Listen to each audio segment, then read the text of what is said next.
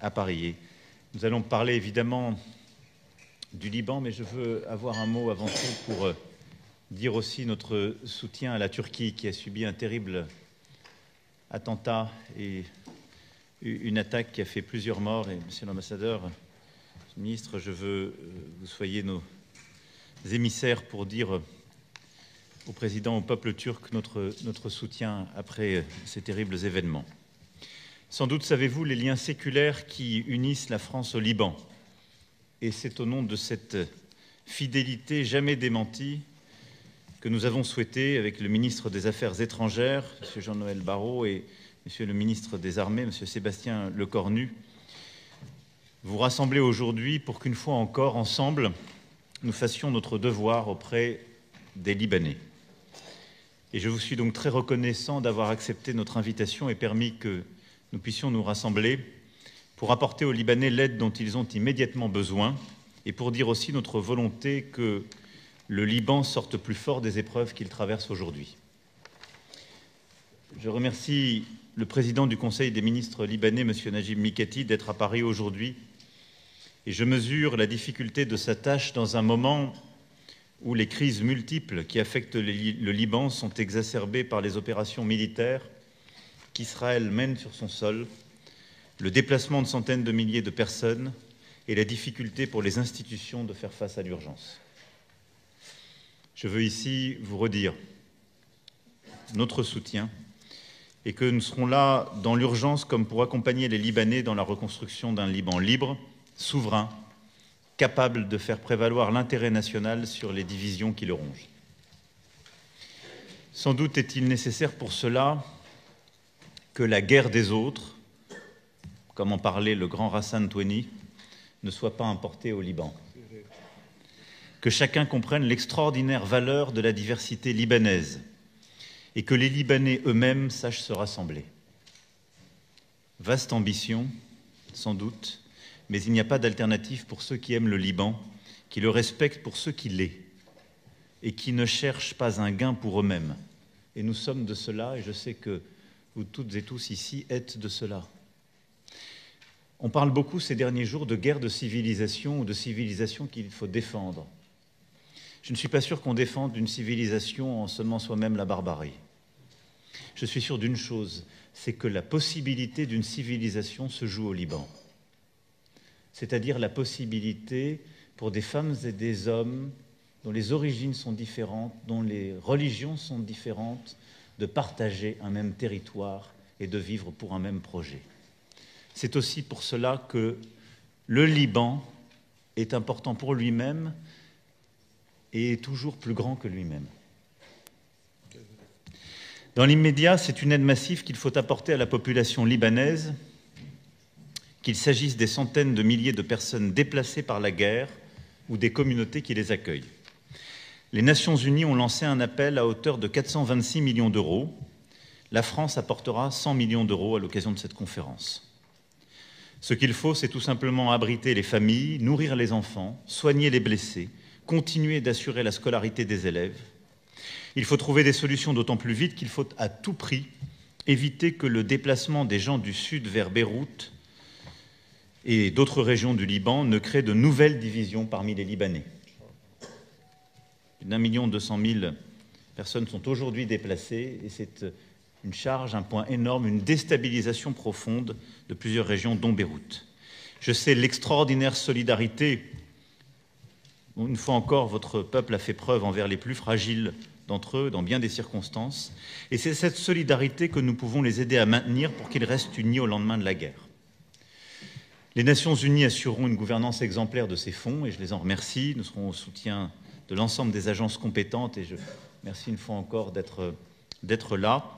Et elles pourront apporter soutien aux organisations non gouvernementales qui assureront cette aide. Et la France est prête tout particulièrement à s'engager pour aider à coordonner l'aide en matière éducative. Je sais que c'est votre demande, Monsieur le Président du Conseil, et vous pouvez compter sur nous, de la même manière que nous pourrons aussi faire face à l'urgence et aider les bacheliers de cette année, si vous le souhaitez, s'ils le souhaitent, à pouvoir assurer les prochains mois, comme nous avons su le faire dans d'autres périodes et dans des moments difficiles.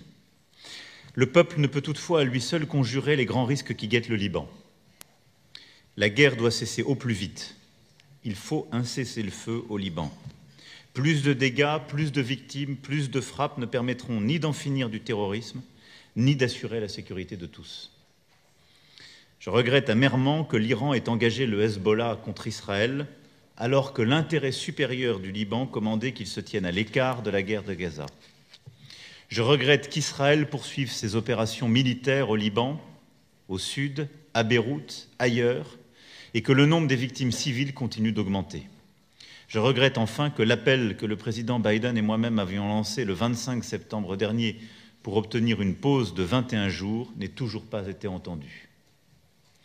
La nécessité demeure que le Hezbollah mette fin à ses attaques contre Israël, quel qu'en soit le prétexte.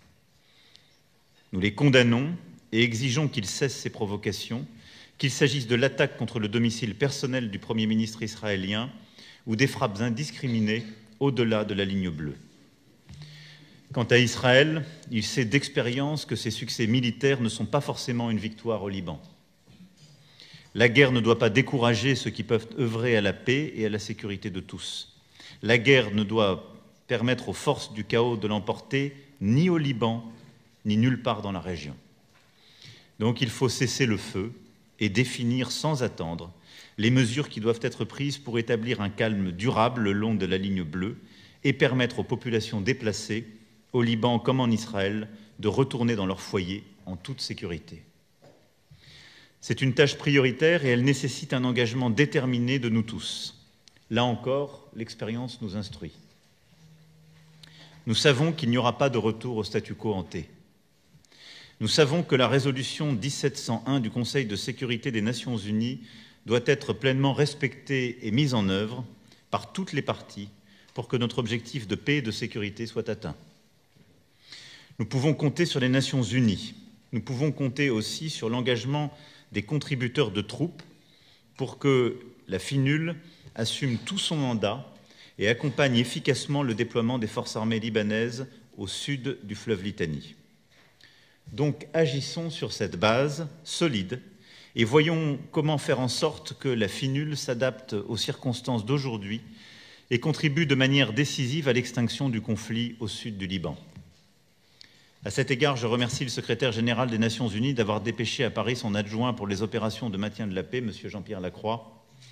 Je saisis cette occasion pour lui confier de remercier très sincèrement en notre nom à tous l'ensemble des pays contributeurs à la FINUL, de dire notre estime et notre soutien à chacun des soldats qui servent sous casque bleu au Liban. Rien ne justifie qu'ils puissent faire l'objet de quelque attaque que ce soit.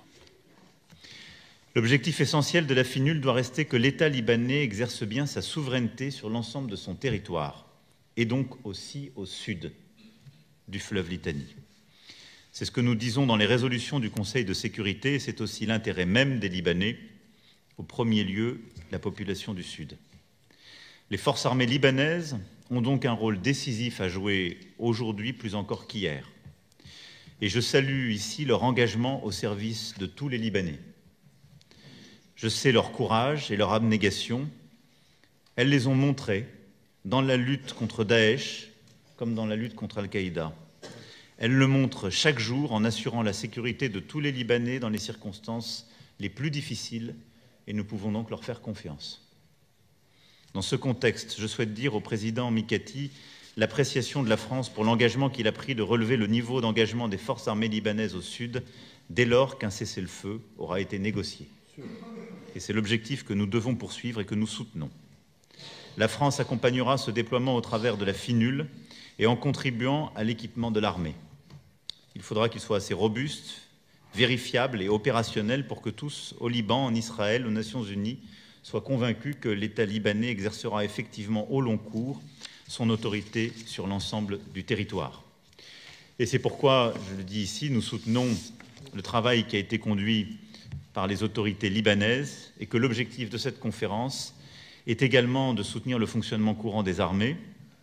Et je remercie d'abord aussi autour de cette table de nombreux pays contributeurs à cet effort, permettre d'aider à la santé, au carburant, aux petits équipements, mais également appuyer le plan de recruter au moins 6 000 soldats supplémentaires de permettre le déploiement d'au moins 8000 soldats supplémentaires au sud et en coordination avec tous nos partenaires présents ici même qui permettent d'étendre le socle de soutien aux forces armées libanaises. Voilà bien, Monsieur le Président, Mesdames et Messieurs, l'objectif essentiel qui est le nôtre. Affirmer la souveraineté du Liban, donc démontrer que le pire n'est pas écrit, et permettre aux Libanais de retrouver le contrôle de leur destin. Le soutien aux populations et l'aide humanitaire, le soutien à la FINUL, l'affermissement de sa mission, le soutien aux forces armées libanaises et à leur redéploiement sur le sud dès le cessez-le-feu obtenu. C'est une nouvelle page que nous commençons d'écrire aujourd'hui ensemble. Je n'ai aucun doute que nous saurons répondre ensemble aux urgences d'aujourd'hui et je forme le vœu avec vous que le Liban puisse compter sur notre engagement plus général pour sortir des crises d'hier et être pleinement lui-même demain en paix et en sécurité. Je vous remercie de votre mobilisation, de votre présence à Paris aujourd'hui et de l'engagement de vos gouvernements aux côtés du peuple libanais qui le mérite. Merci.